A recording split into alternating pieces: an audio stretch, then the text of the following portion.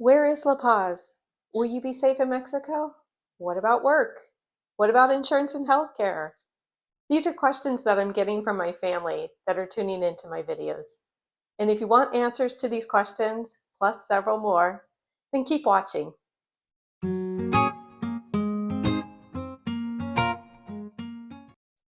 Obviously, my family is concerned for my husband and I making a move to another country. And I mean, what parent wouldn't be? And on the flip side, I'm concerned about being away from my family. My parents, they're in their 70s and they appear to be in pretty good health right now. But what happens if their health fails and I'm in another country? The burden would be on my sister to take care of them. And my sister and I have talked about this, and it's one of the reasons why we're choosing to move to a country that borders the United States, rather than move somewhere further where our money could extend a lot further.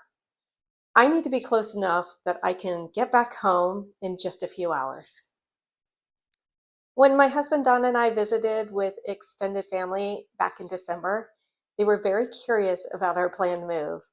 My cousin was looking up where La Paz is located on his phone. When we were doing our initial research of Mexico, neither my husband nor I knew about La Paz and knew where it was located. And as a typical American, I didn't realize just how many states were in Mexico. And I didn't know much about the geography either. Did you know that some parts of Mexico occasionally get snow? It snows in the northern states, such as Chihuahua and Durango. There's even snow in Baja California in a national park. And I'm going to go out on a limb and say that I think a lot of people associate Mexico with warmer tropical climates and the touristy areas like Cabo and Cozumel and Cancun. And my husband and I, we can't wait to explore different parts of Mexico, like San Miguel de Allende, with its beautifully maintained Spanish architecture and charming cobblestone streets, and where supposedly air conditioning isn't typically needed as it's far enough up in the highlands. So another question we received is about safety. Will we be safe in Mexico? Look, there's criminals everywhere. There are scams everywhere. I've been a victim of crimes that only a few of my family members know about. And I have traveled all over the United States, and there are parts of the United States that I don't feel safe walking down the streets at night. You want to talk about school shootings? It happened in my high school in 1988. A 16-year-old killed our assistant vice principal, and he injured several others. And it was the first time that I've seen a person, a fellow student, come back from the restroom with his hall pass who witnessed the shooting, and his face was completely devoid of color. And I have never seen that since. So yes, there is violence everywhere, and there are parts of Mexico that we're going to want to stay away from. And according to a few sources, such as numbeo.com, US News, City Data, and US Embassy and Consulates in Mexico websites, there are currently no travel restrictions for US government employees in Baja California Sur. And when comparing La Paz to Tampa, Florida, Tampa actually has a higher crime rate index. Now, is all of Baja California safe? No. Is all of Florida safe? No. There is increased crime activity near the US border and Baja California. And there will be checkpoints along Baja California Peninsula as we make our way down to La Paz. And yes, we might encounter some dishonest people trying to bribe us, but we'll take the necessary precautions like having a dash cam in our vehicle, and hopefully that will deter such activity, and consulting trusted sources before we actually cross the border. I think anywhere you go in the world, you have to be cautious of your surroundings. We're going to Mexico so we can retire together.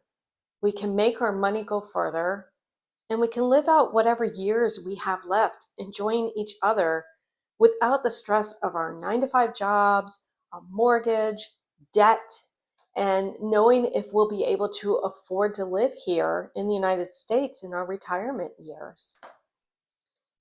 Will you work while living in Mexico? Well, probably not for my present employer. They're a small US-based company, and although I do work remotely now, I'm not sure they'd be too keen on the idea of me working from another country. It just introduces new HR and compliance policies. So I'm hoping that I can continue to grow my YouTube channel and eventually monetize it. I think that's the goal for a lot of people that do YouTube. And if not, that's okay too. I enjoy sharing our experiences about our anticipated move to Mexico. So I'm a pretty creative person, and this is a really great outlet for me to improve my writing, my editing, and my video skills. But once we're in Mexico, I'm sure I'll have so much more content to show you as we check out our new hometown. What about insurance and Medicare? Well, neither my husband nor we're not eligible yet for Medicare. I'm about 12 years away from Medicare, but when my husband turns 65 in a few years, he will already have been receiving his Social Security benefits, and he will be automatically enrolled in Medicare. That will help him should we need to travel back to the United States for any medical care that he'll need that he may not be able to get in Mexico or that might be cost prohibitive. So Mexico has both a private and a public healthcare system. And to my understanding, public healthcare is only available for nationals and permanent residents and will be temporary. So since we'll be temporary residents, we'll seek private healthcare where we'll pay out of pocket for our treatments. We plan to set aside about $20,000 a year for our healthcare needs. I know it sounds like a lot, but if you've watched my other video on healthcare, which I will link to, you'll know that $20,000 wouldn't have even covered my emergency trip to the ER back in September had I not had insurance through my employer. And even with insurance, my out-of-pocket was around $1,400. So go check out that video. One of the things we plan to do in March when we are in Cancun for our canje is to check out pharmacies and do a price comparison to some of our medications that we currently take. We also want to see if we need a prescription for our current medications. And a common problem in the United States is long wait times to be seen by specialists or doctors that aren't accepting new patients. And a few years ago, I called about half a dozen specialty doctors for my husband, and none of them were accepting new patients. So according to internationalliving.com, anyone can see a doctor or a dentist in Mexico or be admitted to a hospital, though you'll be expected to pay for the services in full at the time that you receive the care. Hence why we're setting aside the cash for our medical expenditures. I've also been asked about the quality of medical care in Mexico versus the United States. All public and private healthcare organizations in Mexico, they're overseen by the General Health Council of Mexico. And according to the American College of Physicians, the ACP, there are 97 medical schools in Mexico. Training lasts 4 to 5 years, and then the graduates spend 1 year as interns and another year in social service working in rural areas. And at the end of this training period, medical graduates, they'll take an exam to earn admission to postgraduate training. And only 15% pass this training. And within that 15%, 25% of them will go into internal medicine.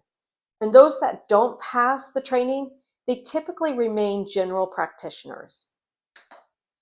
So how do medical costs stack up? So in 2024, according to an article by Wendy Justice for International Living, her knee surgery cost $2,200 in Mexico. The same surgery would have cost her $18,000 in the United States. In Mexico, a dental implant with crown, it averages around $1,650 versus $4,000 in the United States. Root canals are $200 to $300 versus $600 to $1,600 in the United States. And I can attest to that. I had a root canal over 20 years ago and it was around $500 then. So Wendy then goes on to list some other costs as well, such as cardiac bypass surgery that would cost $144,000 in the United States versus $27,000 in Mexico. Cataract surgery per eye is $3,500 in the United States versus $2,100 per eye in Mexico. And except for controlled substances, most medications don't require prescriptions, which are 30 to 60% less in Mexico, according to Wendy. Also, 911 works in Mexico just like it does in the United States when you have an emergency. What other questions do you have about moving to Mexico? Let me know in the comments below. I hope you enjoyed this video. Please be sure to like and subscribe so that I can continue to bring you additional content. Hasta luego.